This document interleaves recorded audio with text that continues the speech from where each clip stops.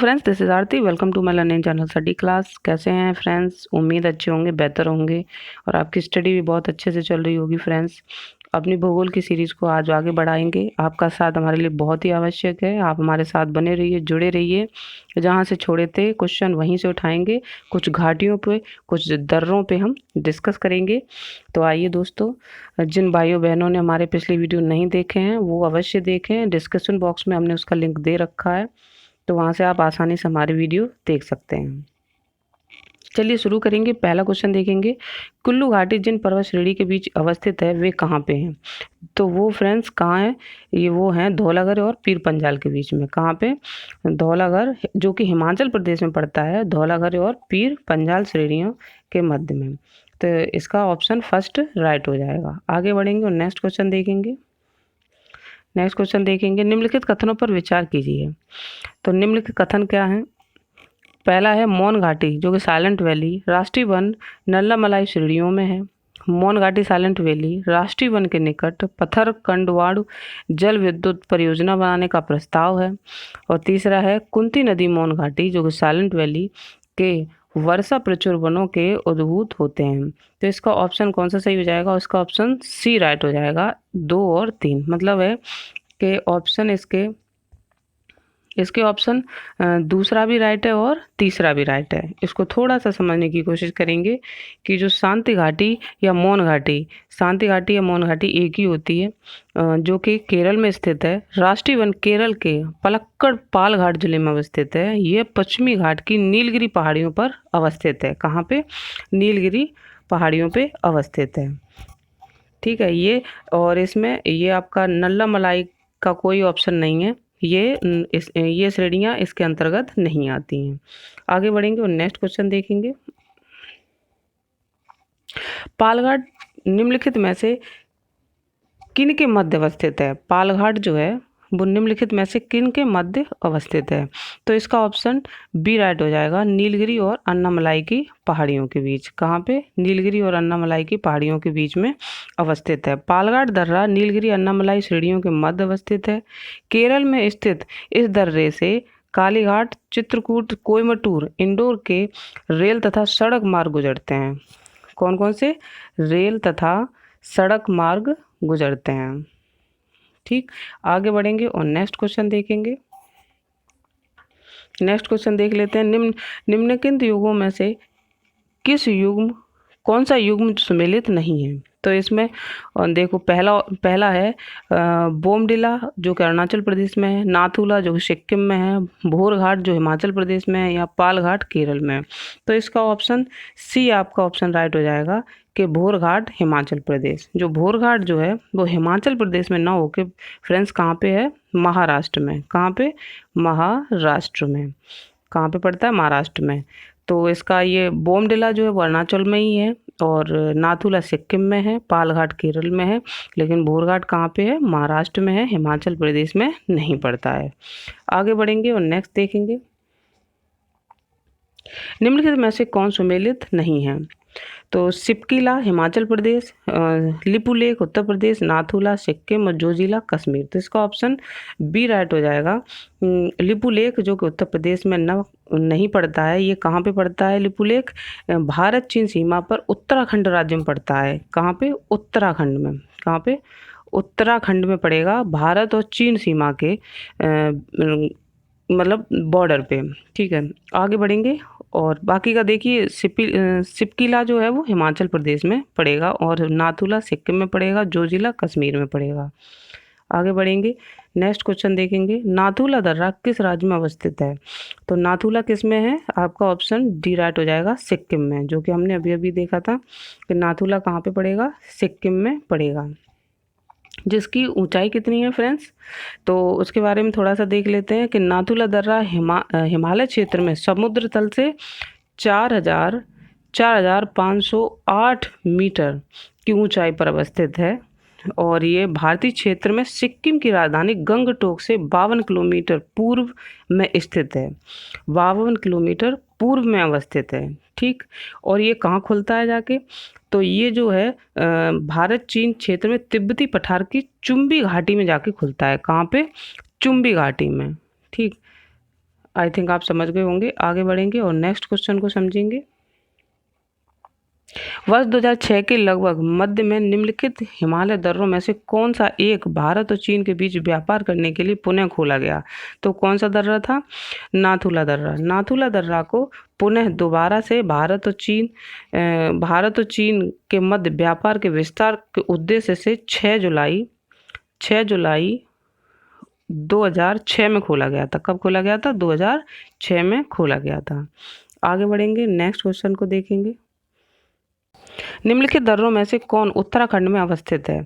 तो निम्नलिखित में से कौन सा है? उसका बी ऑप्शन सही हो जाएगा, लिपुलेख। लिपुलेख दर्रा जो है वो उत्तराखंड में किस जगह है? लिपुलेख दर्रा उत्तराखंड राज्य के पिथौरागढ़ जिले में है। कहाँ पे? पिथौरागढ़ जिले में। इस दर्रे का उपयोग कैलाश मानसरोवर यात्रा के लिए भी किया जाता है। जो कैलाश पे जो हमारे श्रद्धालु जो जाते हैं वो इसी दर्रे से होकर जाते हैं फ्रेंड्स। आगे बढ़ेंगे, नेक्स्ट क्वेश्चन को समझेंगे। लिपुलेख दर्रा स्थित है कहाँ पे? इसका ऑप्शन सी राइट हो जाएगा, उत्तरांचल में। उत्तरांचल या उत्तराखंड एक ही बात होती है, तो इसका ऑप्शन सी राइट हो जाएगा। आगे बढ़ेंगे, नेक्स्ट को देखेंगे। निम्नलिखित में से कौन एक सुमेलित नहीं है? कौन सा सुमेलित नहीं है? तो इसका ऑप्शन फर्स्ट ही सही हो जाएगा, राइट हो जाएगा, नाथुला, जो कि अरुणाचल प्रदेश में ना पढ़ के कहाँ पे पड़ता है? सिक्किम में पड़ता है। किस में? सिक्किम में पड़ता है। बाकी के ये ऑप्शन आपके सही हैं। लिपुलेख उत्तराखंड में पड़ेगा, रोहतांग हिमाचल प्रदेश में और पालघाट केरल में पड़ेगा, लेकिन आपका नाथुला जो है वो उत्तराखंड में न पढ़ के सिक्किम में पड़ेगा फ्रेंड्स। आगे बढ़ेंगे, नेक्स्ट को समझेंगे। रोहतांग दर्रा अवस्थित है। रोहतांग दर्रा कहाँ पे? हिमाचल प्रदेश में अवस्थित है। आगे बढ़ेंगे, माना दर्रा अवस्थित है। माना दर्रा कहाँ पे अवस्थित है? तो माना दर्रा हिमालय क्षेत्र में भारत और तिब्बत के बीच अवस्थित है। कहाँ पे? भारत और तिब्बत के बीच में अवस्थित है। ये उत्तराखंड राज्य में नंदा देवी बायोस्फीयर रिजर्व क्षेत्र से जास्कर पर्वत श्रेणी की पूर्वी छोर तक फैला हुआ है। तो इसका ऑप्शन क्या सही हो जाएगा? उत्तराखंड सही हो जाएगा, जो कि उत्तराखंड राज्य में नंदा देवी बायोस्फीयर रिजर्व क्षेत्र से जास्कर पर्वत तक पूर्वी क्षेत्र तक फैला हुआ है। और इसी दर्रे में देवताल झील भी है, और जहाँ से अलकनंदा की सहायक नदियाँ सरस्वती, किसका उद्गम होता है? सरस्वती का। सरस्वती जो नदी है उसका उद्गम होता है। आगे बढ़ेंगे और नेक्स्ट क्वेश्चन देखेंगे। निम्न में से कौन सा हिमनद सबसे बड़ा है? तो सियाचिन, चुगोलुंगामा या बाल्टोरो और बियाफो, ये इन चारों में से जो आपका सियाचिन है वो सबसे बड़ा हिमनद कहलाता है। इसकी जो लंबाई है, जो किलोमीटर की लंबाई है, वो कितनी है? 70 किलोमीटर की है। कितने की? 70 किलोमीटर लंबाई है इसकी हिमनद की। तो आगे बढ़ेंगे, नेक्स्ट वाला देखेंगे। सबसे बड़ा हिमनद निम्नलिखित में से कौन सा है? अब यहाँ के जो ऑप्शन जो दिए गए हैं, कंचनजंगा, रुनडुन और गंगोत्री और केदारनाथ, तो इसका ऑप्शन गंगोत्री राइट हो जाएगा, क्योंकि इन तीनों से गंगोत्री बड़ा है। गंगोत्री की लंबाई कितनी है? गंगोत्री जो हिमनद है वो 26 किलोमीटर लंबा है, फैला हुआ है 26 किलोमीटर में। ठीक है, आगे बढ़ेंगे, नेक्स्ट क्वेश्चन देखेंगे। चौराबाड़ी ग्लेशियर स्थित है। चौराबाड़ी ग्लेशियर कहाँ पे स्थित है फ्रेंड्स? तो चौराबाड़ी ग्लेशियर आपका स्थित है, इसका ऑप्शन सी राइट हो जाएगा, केदारनाथ के उत्तर में। चौराबाड़ी ग्लेशियर उत्तराखंड के रुद्रप्रयाग जिले में केदारनाथ मंदिर के उत्तर में अवस्थित है। और ये जो आपका ग्लेशियर है वो एक झील का निर्माण करता है, उसका नाम है गांधी सरोवर झील। क्या है? गांधी सरोवर झील। इसका निर्माण चौराबाड़ी ग्लेशियर करता है। आगे बढ़ेंगे, नेक्स्ट देखेंगे। और ये 4 किलोमीटर उत्तर में फैला हुआ है। नेक्स्ट देख लेते हैं, हिमालय के हिमनदों के पिघलने की गति कम है, ज़्यादा है, क्या है? तो ये क्या है? सबसे अधिक है, बहुत तेज़ी से फैल रहे हैं ये, मतलब पिघल रहे हैं। हिमालय के जो हिमनद हैं वो इतने तेज़ी से पिघल रहे हैं, उनकी स्पीड इतनी तेज़ है, कितना फैल चुके हैं वो। गंगा नदी के उद्गम स्थल पर स्थित गंगोत्री ग्लेशियर तेजी से पिघल रहा है। इसी के परिणामस्वरूप इसका विस्तार कम होता जा रहा है। पिछले 50 वर्षों या पिछले 50 सालों की तुलना अगर की जाए तो ये आधा पिघल चुका है। आगे बढ़ेंगे, नेक्स्ट क्वेश्चन को देखेंगे। निम्नलिखित हिमनदों में से कौन सा उत्तराखंड के कुमायूं क्षेत्र में या प्रक्षेत्र में अवस्थित है? तो इसका ऑप्शन सी राइट हो जाएगा, मिलाम। मिलाम जो है वो आपका कहाँ पे स्थित है? उत्तराखंड के कुमायूं क्षेत्र में। ये और ये जो है, ये हिमनद जो है शारदा नदी का भी उद्गम करता है। कौन सी नदी का? शारदा नदी का उद्गम करता है। शारदा नदी, शारदा नदी यहीं से निकलती है। ठीक, आगे बढ़ेंगे और नेक्स्ट क्वेश्चन देखेंगे। भारत के दक्कन के पठार पर बेसाल्ट निर्मित लावा शैलों का निर्माण हुआ है। तो इसके ऑप्शन देख लेते हैं। क्रिटेशियस युग में, कार्बोनिफेरस युग में, और प्लेस्टीशियस युग में, या मायोसीन युग में। तो इसका ऑप्शन फर्स्ट ही राइट हो जाएगा, क्रिटेशियस युग में निर्माण हुआ है। इसको थोड़ा सा समझेंगे। प्रायद्वीपीय भारत की चट्टानों की उत्पत्ति लगभग 3600 मिलियन वर्ष पूर्व हुई थी, मतलब 3600 मिलियन वर्ष पहले हुई थी। कार्बोनिफेरस युग से पहले ये गोंडवाना लैंड का एक भाग था, जिस पे हमने पहले भी डिस्कस किया था फ्रेंड्स। कार्बोनिफेरस युग के दौरान दामोदर, सोन नदी, महानदी, गोदावरी नदी के वेशन में कोयले का निर्माण हुआ था, जबकि क्रिटेशियस युग के दौरान अत्यधिक ज्वालामुखी उद्गार से दक्कन ट्रैप का निर्माण होता है। जो आपका ज्वालामुखी जो युग नहीं, क्रिटेशियस युग जो था उसमें ज्वालामुखी का उद्गम हुआ था, ज्वालामुखी फूटे थे, उससे आपका किसका निर्माण हुआ? दक्कन ट्रैप का निर्माण हुआ था। आगे बढ़ेंगे, नेक्स्ट क्वेश्चन देखेंगे। मेघालय का पठार भाग है, किसका पठार भाग है? तो मेघालय का, इसका ऑप्शन बी राइट हो जाएगा, प्रायद्वीपीय खंड का। तो मेघालय का पठार जो है प्रायद्वीपीय पठार का विस्तार है, यह भ्रंश के कारण प्रायद्वीपीय भाग से अलग हो गया है। और गंगा और सिंधु नदी के मैदान के जो दक्षिण में फैले त्रिभुजाकार क्षेत्र को हम प्रायद्वीपीय पठार कहते हैं। गंगा और सिंधु नदी के मैदान के दक्षिण में फैले त्रिभुजाकार के जो क्षेत्र है, इस तरीके का त्रिभुजाकार जो क्षेत्र है, उसको हम प्रायद्वीपीय पठार क्या कहते हैं? पठार कहते हैं। आगे बढ़ेंगे और नेक्स्ट क्वेश्चन को देखेंगे। छोटा नागर पठार का सर्वाधिक घना बसा जिला धनबाद है, क्यों है? तो इसको देख लेते हैं। ऑप्शन फर्स्ट ही देखते हैं इसका। उपजाऊ मिट्टी तथा दामोदर से निकाली गई नहरों द्वारा सिंचाई की सुविधा इसमें ज़्यादा है। कोयला, लोहा, अभ्रक, तावा इत्यादि पाया जाता है। खनन उद्योग का विकास तथा उद्योगीकरण है। तो इसका ऑप्शन बी राइट हो जाएगा, कोयला, लोहा, अभ्रक, तावा इत्यादि इसमें बहुत अधिक मात्रा में पाया जाता है। और धनबाद जो जिला है, वहाँ कोयला खनन औद्योगिक संस्थान भी बहुत अधिक मात्रा में पाए जाते हैं। और यहाँ पे लाल मिट्टी पाई जाती है। कौन सी? लाल मिट्टी पाई जाती है, इसलिए यहाँ पे कृषि नहीं हो पाती है।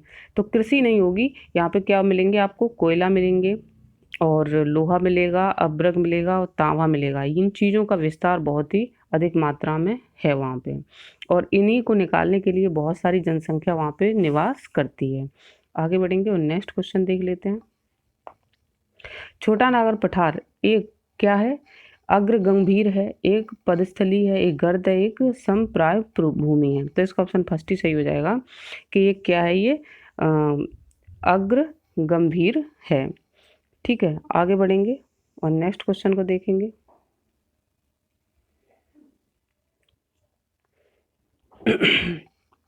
इसका ऑप्शन इस क्वेश्चन को देखेंगे। दंडकारण्य क्षेत्र अवस्थित है। दंडकारण्य क्षेत्र कहाँ पे अवस्थित है? तो इसका ऑप्शन बी सही हो जाएगा, छत्तीसगढ़ एवं उड़ीसा में। कहाँ पे स्थित है? छत्तीसगढ़ और उड़ीसा में। इसको देखेंगे, दंडकारण्य क्षेत्र उड़ीसा के कहाँ पे है? छत्तीसगढ़ बक्सर जिले में, तथा आंध्र प्रदेश पूर्वी गोदावरी विशाखापट्टनम तक ये फैला हुआ है।